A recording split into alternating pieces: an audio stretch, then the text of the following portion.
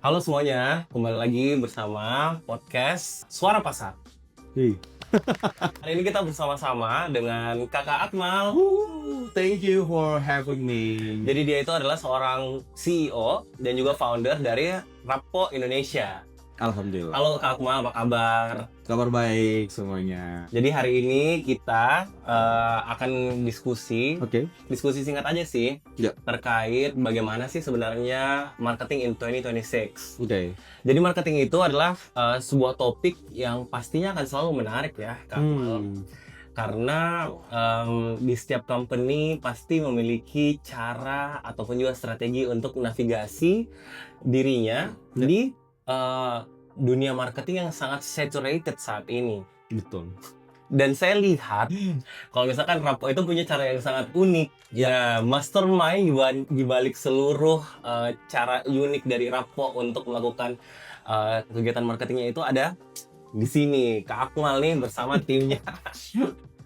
Jadi Kak Akmal, saat ini kita tahu kalau misalkan 2026 itu sangat challenging. Semua orang sudah bisa marketing. Iya sih. Semua orang sudah bisa nge-search sendiri gimana caranya untuk melakukan kegiatan marketing di ChatGPT atau platform-platform AI yang nggak usah kita sebut namanya. Audiens kita itu kadang mulai jenuh ya, karena semakin banyak konten-konten yang dibuat itu cukup terlalu AI banget, terlalu sempurna, terlalu curated.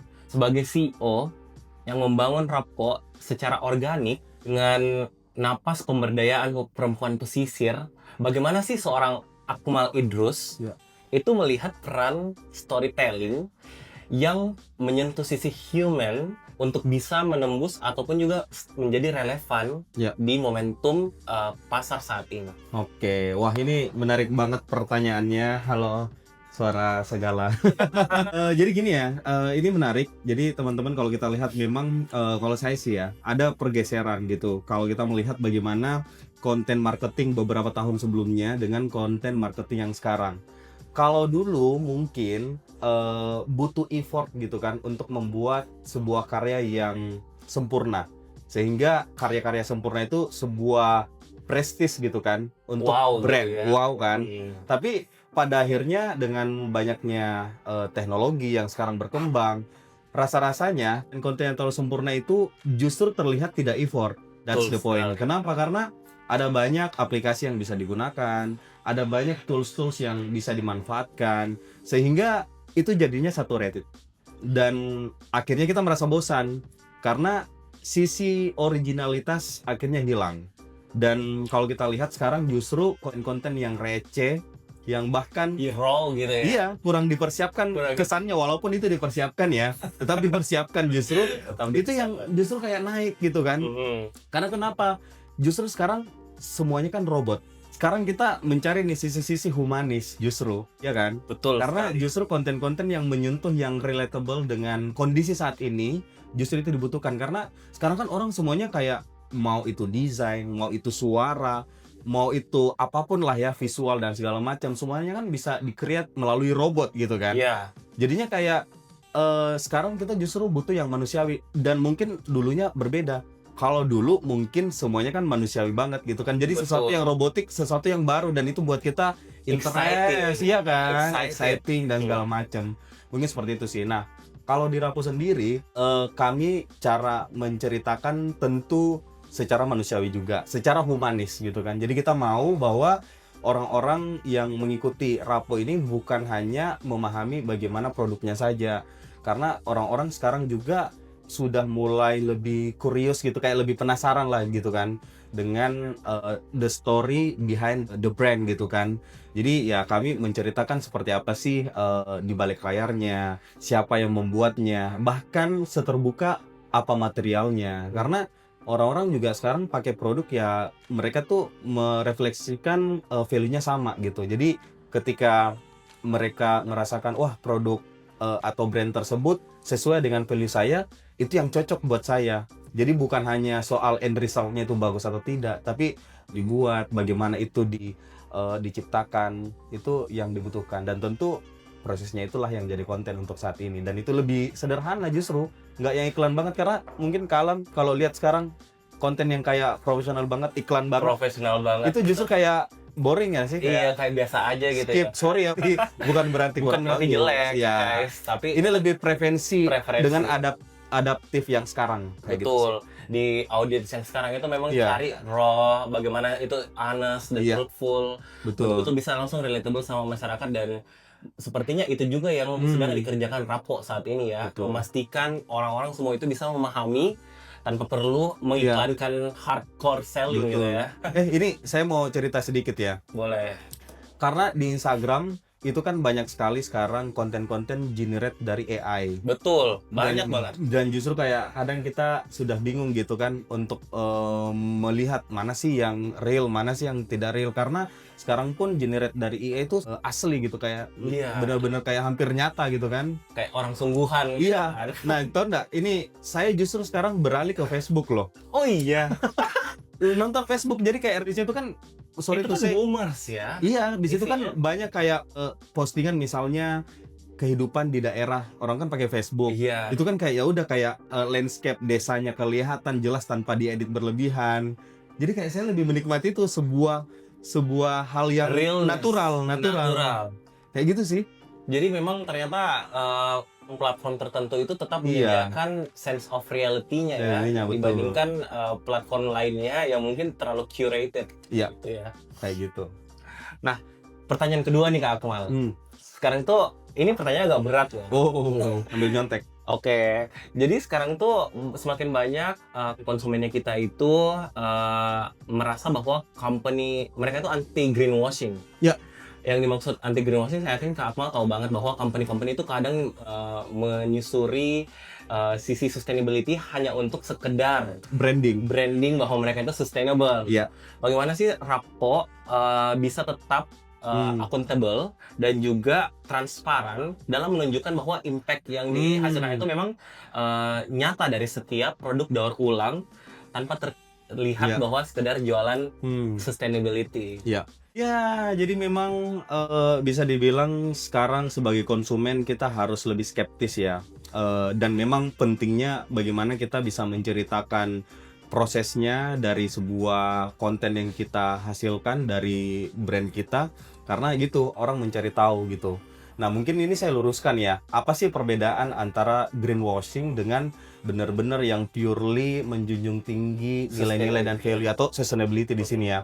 Otomatis gini, kalau greenwashing itu mereka menceritakan mereka punya impact secara berlebihan, tapi ternyata itu tidak direalisasikan. Betul. Ketika misalnya kita tarik ulur lagi ke sistem productionnya, bagaimana mereka mungkin bertanggung jawab terhadap proses produksinya, itu tidak ada yang bisa menjamin bahwa mereka benar ethical gitu kan dalam prosesnya. Ya. Nah, sementara kalau produk-produk yang sustainability justru kita menceritakan apa yang terjadi untuk publik tahu. Jadi itu kan sesuatu yang real yang diceritakan, bukan sesuatu yang tidak ada diada-adakan biar untuk mengangkat brand. Mengangkat brand gitu ya. Kayak gitu sih. Jadi itu sih yang membedakan. Makanya kalau usaha sosial, salah satu tanggung jawab kita harus bersedia untuk kita terbuka gitu. Ada yang mau kunjungan silahkan, kita terbuka itu karena memang publik butuh tahu gitu. Karena kalau kita juga menutup diri tentang bagaimana proses kita, ya orang-orang kan juga mungkin tidak akan purely percaya dengan kita. Karena kan untuk memastikan bahwa setiap produk yang mereka gunakan itu bertanggung jawab dalam prosesnya, ya mereka perlu tahu gitu kan. Kalau konten kan, sorry ya, itu kan bisa di-create. Tapi kalau kami sih selain dari konten, kami juga ada pendekatan lain kayak silakan datang, bahkan kerjasama dengan kampus-kampus yang mau penelitian dan segala macam kayak gitu. Jadi engagement antara audiensnya kita, serta bagaimana caranya transparansi dalam segi proses dari awal to end prosesnya itu sangat penting sekali untuk ditunjukkan oleh Rapo dalam memastikan kontennya itu betul real dan bukan cuma sekedar greenwashing. Iya betul. Wah, luar biasa sekali. Ya, menarik sekali. Bahas sustainability. Nah, yang selanjutnya tren kita di 2026 itu setahu saya mulai bergeser lebih ke arah private spaces. di mana komunitas yang lebih tertutup, yang lebih bisa saling berengagement secara private itu mungkin lebih naik ya. Rapo sendiri itu mempunyai beberapa basis komunitas Iya. seperti penjahit dan juga sudah kolaborasi bersama perusahaan atau company lain yang juga bergerak di bidang sustainability. Sejauh mana Rapo ingin memanfaatkan komunitas-komunitas ini bukan sebagai tim produksi tapi sebagai media utamanya dalam melakukan pemasaran terkait Rapo. Iya. Oke. Jadi gini, kalau di Rapo sendiri yang perlu digarisbawahi bahwa kita mempositioningkan bahwa mitra-mitra kami yang membuat produk kami ini bukan sekadar objek, bahwa mereka perlu di apa ya, istilahnya dieksploitasi lah dalam bentuk Oke. konten ya. Karena pada dasarnya gini, di Rapo itu kami melihat mereka sebagai agent of change yang pertama. Dan kami selalu memposisikan bahwa mereka ini adalah inspirasi bagi perempuan yang lain yang bisa berdaya dan inspirasi bagi banyak orang gitu kan. Jadi dalam narasi-narasinya kita memperlihatkan bahwa komunitas pesisir ini adalah komunitas-komunitas yang berdaya, yang mampu survive dan mampu bahkan berdampak bukan hanya bagi keluarganya tapi bagi lingkungan dan masyarakat gitu kan. Jadi kayak kami tuh di Rapo tidak pernah ada narasi-narasi yang membuat gimana ya? Mungkin narasi-narasi kayak kita kasihan, kita ibah gitu, kayak bantu mereka beli produk ibu-ibu dari pesisir gitu Tidak kan. pernah ada narasi yang mencoba untuk Iya, mengkaitkan mereka dengan betul. sisi kekurangan ya. Karena kita mau mereka adalah sebuah komunitas yang benar-benar secara Mempunyai- organik dari masyarakat yang kita support. Sebenarnya Rapo di sini hadir ya bukan sebagai apa ya, bisa dibilang superhero-nya mereka, karena basically ya mereka lah yang superhero sebenarnya gitu kan. Dan kami di sini hadir bukan mengeksploitasi komunitas mereka, justru komunitas mereka punya power. Kami hanya mungkin membantu mereka untuk apa ya, lebih bisa ternotis oleh orang, seperti itu sih. Oke. Jadi lebih ke arah memastikan mereka itu ternotis Iya. dan memastikan bahwa komunitas-komunitas yang sudah dinaungi ini Iya. memiliki value yang Betul. tercipta melalui interaksi dengan Rapo. Gitu ya. Betul, melalui sebuah kegiatan-kegiatan sosial ataupun mungkin melalui pelatihan. Jadi makanya gini, kita dari awal selalu menekankan kualitas produk gitu kan. Jadi kita nggak mau orang beli produk Rapo atas dasar kasihan. Iya. Kayak wah saya mau beli deh produk Rapo karena kasihan nih yang buat ibu-ibu. Tapi kita sangat menekankan bahwa mereka harus pakai produk Rapo ketika mereka benar butuh gitu kan. Dan itu juga akhirnya meningkatkan daya saing mereka, bahwa oh ternyata kalau kita mau produk kita diterima ya berarti mereka harus lebih kerja keras untuk meningkatkan kualitas. Ya kan, bukan menarik rasa kasihan gitu kan. Karena itu sama aja sih, misalnya nggak sih Lam, dengan kita membuat mereka terlihat tidak berdaya ya nggak sih? Iya. Padahal kan kita konsepnya memberdayakan dan berkolaborasi sebenarnya. Harusnya malah menciptakan ruang supaya mereka lebih Iya. valuable ya. Betul, setuju. Dibandingkan mereka menjadi lebih vulnerable. Benar-benar itu. Nah, di tahun ini juga buat teman-teman yang kita ketahui tantangan ekonomi itu makin dinamis, apalagi perang ya. Kak Akmal aware nggak sih kita sedang dalam posisi perang dunia ketiga? Iya. Itu sangat menakutkan sekali ya. Nah, dari sisi internal Rapo sendiri, kemarin saya sudah notice kalau misalkan banyak strategi-strategi dan juga meeting yang sedang dilakukan oleh tim Rapo. Apa perubahan strategi atau agility dari tim Rapo saat ini yang paling signifikan yang diambil untuk tetap survive dan juga bisa tetap scale up tanpa kehilangan identitasnya sebagai social enterprise? Iya. Yang jelas gini ya, dalam bisnis pasti ada hal-hal yang bisa kita kontrol, ada yang tidak bisa kita kontrol. Betul. Gitu kan. Kalau saya sih di Rapo ya, secara internal kita fokus kepada hal-hal yang paling bisa kita kontrol dulu nih. Ya kan? Karena kan kayak perang, mungkin ada kebijakan dari presiden, itu kan sesuatu hal yang tidak bisa kita kontrol gitu kan.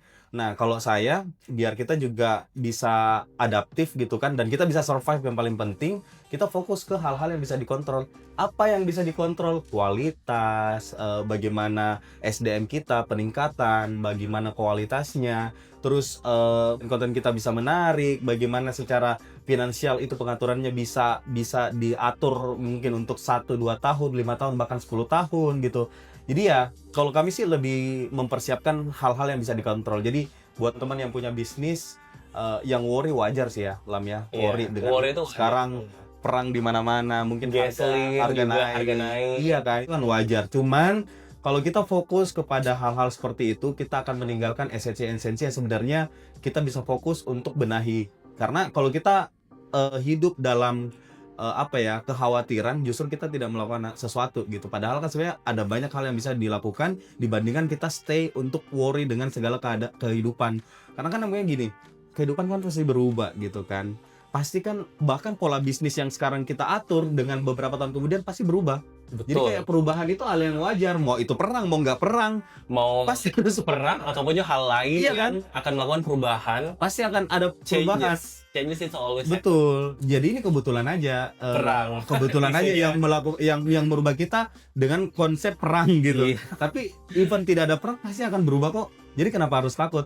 Ya, Fokus kita adalah fokuslah ke sesuatu hal yang bisa kita kontrol. betul guys. Jadi ingat kalau dari Rapo sendiri itu two things adalah fokus ke hal yang bisa dikontrol dan juga always make sure you guys bisa melakukan precautions matter sebelum menghadapi krisis-krisis ataupun juga Wah. isu-isu yang bisa saja terjadi ya di momentum-momentum seperti Iya, ini. karena kalau misalnya krisis terjadi tapi secara internal kita kuat karena kita fokus kepada hal-hal yang kita Bisa kontrol. harusnya kita bisa lalui dong. Karena dengan kita fokus ke hal-hal yang bisa kita kontrol, kita mungkin melakukan persiapan, kita ada risk manajemennya, kita ada manajemen yang risiko-risiko mungkin udah bisa dipersiapkan dari sekarang. Karena kan itu yang bisa kita kontrol. Kita nggak bisa mengontrol kayak perang A dan B bisa selesai. Mungkin kayak gitu sih. Betul. Mungkin yang terakhir nih Kak Ya. Akmal, karena saya nggak mau mengambil waktu Kak Akmal yang terlalu banyak ya. Mungkin ada saran nggak sih buat UMKM lokal kita ya? Ya. Yang ada di Kota Makassar, bagi yang mau scale up dan juga mungkin mau untuk mencoba menembus pasar seperti layaknya Rapo Ya. yang memang sudah FYI guys, itu sudah kerjasama dengan beberapa big names seperti Garuda Indonesia. Ya. Kemudian ada apa lagi Kak Akmal? Borobudur Marathon. Borobudur Marathon. Which is baru-baru banget. Ya. Dan kedepannya mungkin akan banyak lagi kolaborasi-kolaborasi selanjutnya yang akan dilakukan sama Kak Akmal. How can they also do the same? Iya. Apa saran buat teman-teman kita, para pelaku UMKM ataupun bisnis di luar sana agar bisa mencoba mencicipi the taste of collaboration? Iya. Mungkin ini naratif banget ya. Tapi kalau saya gini sih Lam, kalau kita membuat sebuah bisnis dari awal kita udah harus kasih sejauh mana garis finish yang kita mau capai. Semakin dekat garis finish kita, maka semakin pendek kita berlari. Dan pasti effortnya juga semakin rendah. Kalau saya sih dari awal memang sudah memproyeksikan Rapo seperti apa, sehingga garis finishnya mungkin tidak mudah gitu kan. Sehingga itu membuat saya harus berlari gitu kan, dan tidak mudah berpuas. Karena saya tahu walaupun kita me-achieve sesuatu di level ini, itu bukan garis finishnya. Dan saya belum bisa puas bukan berarti kita tidak bersyukur, itu beda banget ya. Tapi kita belum mencapai goals yang sesungguhnya gitu. Jadi saya kalau mungkin ditarik lagi secara teknikal seperti apa, saya melihat ya bahwa ada beberapa brand-brand lokal yang saya sayangkan, mereka punya potensi yang besar sekali untuk bisa survive secara nasional, tapi mereka emang setupnya ya udah untuk jualan, contoh jualan di Makassar, ya udah itu goalsnya di Makassar. Jadi once dia bisa survive di Makassar, diterima di Makassar, mereka udah puas, padahal secara potensi itu sangat besar gitu. Jadi sayang aja gitu. Nah kalau Rapo kita mau mewakili semangat-semangat itu, bahwa Rapo kita tarik garis finishnya itu bukan hanya di Makassar, tapi bahkan secara global. Kita pengen gitu kan Rapo itu bisa menginspirasi, bahkan kita mau semua hal-hal yang kita gunakan sehari-hari bisa di switching menjadi pilihan yang lebih ramah lingkungan, termasuk kedepannya mungkin Rapo ada piring, ada selimut, ada tempat tidur, bukan hanya tas kayak gitu ya. Dan itu goals kami dan memang jauh, sehingga kalau kita mengecip sesuatu, kita tahu ini belum akhir gitu. Ini kita masih di tahap tertentu. Ini still in the same pathway, Iya. tapi berjalan Masih berjalan. prosesnya. Kayak gitu sih. Berarti never stop processing and put your goals itu as visionary as possible. Iya. Kalau bisa. Jadi teman-teman itu harus punya visionary yang cukup jauh ya. Iya. Layaknya seorang CEO memang Wah. Pak ya. Alhamdulillah. Kalau misalkan hal-hal vision itu CEO harus kuat karena itulah yang akan set your path di perusahaan kalian. Jadi Bapak Steve Jobs Harusnya pakai abu-abu ya. harusnya pakai abu dong, turtleneck. Turtleneck. Jadi terima kasih banget untuk waktunya Kak Akmal. Terima kasih juga Suara Sagala. Kita punya catchphrase nih. Oke, apa tuh? Boleh kita sama-sama ucapkan? Boleh. Jadi catchphrase-nya kita di Suara Sagala untuk podcast Suara Pasar ini itu adalah kita akan toast dan kita akan bilang kita sejalan. Oke. Oke? Jadi thank you for today Kak Akmal. See you in the next podcast. Kita Kita sejalan. Thank you. Oke. Mahalnya.